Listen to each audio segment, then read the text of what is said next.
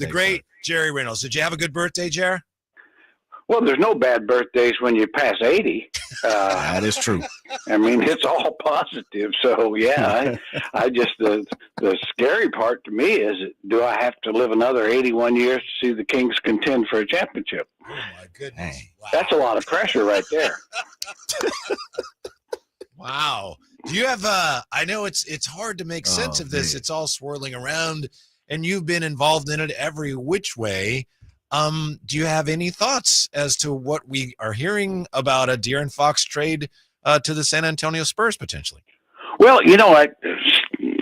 surprisingly, I mean, I've talked to several people who I can't identify that have been in these, whether it's the Spurs, the Heat, the Clutch Sports, have been employees in or still in some of those organizations. So, I guess what I would say is I think there's a chance, certainly, for something to happen. I don't think it's like Jason Anderson said. I think it's probably flat now because I think the Kings wisely are still not going to, I hope, not going to do a deal they're not comfortable with. Mm-hmm. And they don't have to right now. And so if it just says to me, like, well, there's several more days that can come, and possibly by saying no to someone in particular, it's up to you to say, well, look, we've got some other calls, some other teams interested, just see what that brings. He's under contract. He's a terrific player. He's a good, nice young man. And you know that the pressure turns to the franchise only about the middle of next year. That's when Clutch can really do their work. So you've got time, and so if I'm the Kings, I'm doing probably what they're doing is saying, yeah, that's a decent offer. Thank you so much, but we appreciate your interest. But right now, we're looking for something a little different and better. I'm sorry. Go ahead. I'm just going to say, Jay and I have been talking about people. Everybody says they have their sources, and obviously, Jerry, you're not about to reveal them, of course not. But you've got sources. You're a guy with sources on this, aren't you, Jerry? I am now, and part of the reason I do this because they know I won't out them. Right, that's right. Of course, that's right. And I don't know. I think over the years, for whatever reason, they've come to trust me, and as they should, because I'm trustworthy. Yeah, yes, love that legend. I love that. I'm glad you said that. Let me follow that up with, you've been with all your experience, you look around and you see the trade market, you hear all the noise, and I know social network is come a little later in your career, but give me GM Jerry. What are you doing in the front office besides hanging up the phone and saying, I think I need a better deal, but what else are you doing right now if De'Aaron Fox is being dangled out? Well, I certainly would want to make sure that every team that has even a tiny bit of interest in say not only De'Aaron, but maybe something else that we could do to improve the team, because it's not just, in my mind, it's not just a De'Aaron situation. This team needs to look how they can get better, lengthwise, size-wise. We've talked about that for 2 years. I don't know if anybody in the front office has noticed that, but they need to get bigger. And so De'Aaron the best deal might not solve that. So you still want to basically canvass the league. I mean, now, the most important thing, I'll say this right now, the most important thing is to make sure who's called you. Not that you should canvass the league, but the big thing is to find out who has just dropped the line to you, just sniffing around. Yeah. Because that's where likely any deal or good deal is likely to come from. Jerry Reynolds, of course, with us. Jerry, we were saying a couple days ago, it'd be great if they got Stephon Castle. I talked to you on your birthday. I think you're a big Castle guy.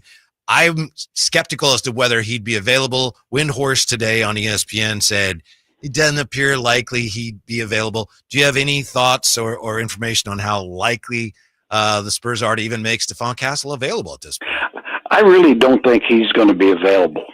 I think there's things they could do to make a deal to where you wouldn't feel like you've been fleeced, type thing, or even a good deal. I mean, if it's enough, several, a good first round picks, probably Atlanta's where they're not protected, and or whatever picks that they've got, plus Association, Vassell, maybe something else. Keldon Johnson, maybe potentially something like that. Yeah, I mean, so there's there's deals out there now. All these 4 and 5 team deals. Excuse me, I got a problem with that. It's usually you see a 5-team deal and everybody gets good players except Sacramento. It's like, oh boy, how do we do that? Legendary Jerry Reynolds. I asked Whitey this, and I know you said you were listening earlier. What happens if De'Aaron is not traded by Wednesday evening? How do you think this fan base reacts, and would you be surprised if it reacted in any way? And you're talking about, just to clarify, when they come back. Yeah, yes. The day before the deadline. Yeah. Right. Well, knowing the fan base, I think they'll be very fair. It will basically be up to De'Aaron to continue to play at a high level, which I think he will. His teammates will not be an issue at all. They're professionals, and they've all been through it. I mean, Sabonis has been traded a couple times, DeRozan, and some by their choice, by not. All those kinds of things. Malik Monk, he's been around, so I don't think that'll be an issue. And obviously, Doug is a coach, former player that was bounced around 3 or 4 teams before he finally. So I guess what I'm saying is I just don't see that as an issue, and I think the only issue I would say is, with De'Aaron and his teammates, they know that in all likelihood, that the trade stuff is out there, and De'Aaron knows that. But there's every reason for him to play at his best, regardless. Mm-hmm. I mean, there's no advantage, like what Jimmy Butler's doing. That's no advantage. That doesn't create value. Mm-hmm. Mm-hmm. If you were the one negotiating here, if you were making the deal, what would you need back? What can you tell us in general terms? Where would you draw the line? How many picks would you need back? How many good players? What would Jerry need to get back to make this deal? Well, it would certainly, if in fact I got two players good enough, maybe one to start and one to be a key reserve, I'd need at least 2 first-round picks, mm-hmm. that aren't going to likely be in the high 20s, that sort of thing. Yeah. So that would kind of be the minimum. Now, if I could, obviously get 2 guys that would likely be starters, and then maybe, 1 first would be enough. Mm-hmm. So I think you have to kind of look at it that way. And of course, it really comes down to the players themselves and all that. I mean, I think with a young player like Castle, you're betting on the come. He's awfully good now. It looks like he's going to be terrific. But then again, I think we talked the other day. It's like, Orlando, for instance. I mean, with Jalen Suggs a couple of years ago, you weren't sure if he's going to make the adjustment, but he has. Of course, he's hurt, but he's learned to shoot, and he's a heck of a player. And if Orlando wanted to give you Wagner and Suggs, well, now all of a sudden you're talking about 2 top, maybe a star type and a top flight starter. Well, now, I don't know that you would even be fair to ask for a pick. I'm greedy, Jerry. I might want a little more. Well, I'd ask. Don't get me wrong. but when they said no, I'd probably bend the knee a little bit. Yeah. But anyways, I mean, I think there's things you just don't know which teams, how valuable they see De'Aaron. I certainly would think that San Antonio does. Now, my question is, really, does even De'Aaron make them a serious contender? I mean, Wemby, we all keep saying he's the second coming, but they're currently not in the playoffs, right, in his second year. And I think he's going to be terrific. I just don't know if he's going to be Jabbar or Jordan or Bird or LeBron or Magic, guys that are 10, or even David Robinson, 15, 20 game improvement kind of guys. Mm-hmm. You have to be proven. Yeah, I agree with that. Jerry, you've worked through many NBA deadlines, trade deadlines.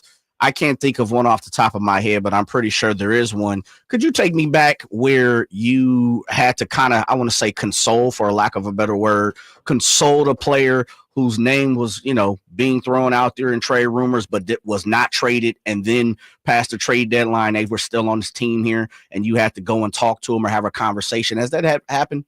Yes.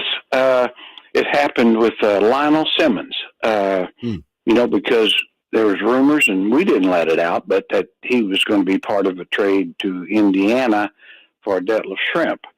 And for many reasons, that didn't happen. And so I had told him ahead of time, yes, we are in discussions. And so, he's a real pro, top flight class guy. And so he was ready for it. Now, when it didn't happen, I went to him and told him exactly what happened. And so he was, he went about his job. That's really about it. And I always remember he asked me, he said, what is your reason for wanting to do it? And I said, I got to be honest, Lionel, I think that looks better. And he said, yeah, he might be. So I mean, it's a little bit like what you'd said about De'Aaron. I think he's very smart. He understands that if he's your best player, you're probably not a championship team. Mm-hmm. Yeah, I always liked L Train, but anybody who has read Reynolds Remembers knows that story. I think you told that story in your book, and you were excited about that trade and ownership.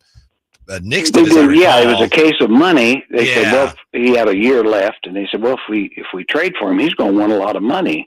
And I said, yeah, because he's really good, and that's the way it works. And we didn't know we'd have to pay him money. We weren't operating on that level at that time. So, yeah. Well, I'm sorry now you didn't trade him, because it turns out Lionel Simmons is a big Eagles fan, as he told us when he was on our show. So. Yeah, well, he lives in Philly, so he's a total Philly guy. He's probably worse than Kyle, if possible. Wow. I want to ask you about Doug Christie's job now. How much tougher does it get? Already an interim coach. How much tougher does it get now? Boy, a lot tougher. I really feel for Doug. I just think he's done a marvelous job, but it is tougher. And I think the fact that he has such a good relationship with players and has been through a lot of that, and I think that can't be not just, it's one of those things. He was an awfully good player and they knew that, but he's been through these trade things and ownership things and coaching changes. He's been through all that. And so I think if there's any coach that could, kind of weather the storm, he might be the best, and then plus, Doug, just, there's no ego. It's all about, you just truly a basketball lifer, it's about playing ball, go out there and do your job. And this is part of your job is this league and the contracts and all that. So it makes it tougher, but I think it'll, but it's also one of those things that can, can bring them together here at the end of the year. That's where I'd approach it. It's like, well, okay, we can pout and feel sorry for ourselves, or we can, grow a pair and go play and play our best. Joined by the legendary Jerry Reynolds. Legend, I want to kick back on something you said I found interesting, which is you normally you're normally interested in the person who calls you, who tips off the trick. And one of the things I learned growing up, you like who likes you. That was one of the things that I was always taught by my uncles. Like who likes you. With that being said, if I'm hearing you correct, more times than not, deals get made by a person picking up the phone and calling you versus you calling them. Yeah, in general, that's where the best deals are going to come from. I always, just being a little bit country, it always struck me that when people that called you were trying to sell you something. Right. And so really, so they're trying to sell you something. So that's your advantage. And so rather than you trying to sell them, and so there's sometimes it's just that simple. How about that?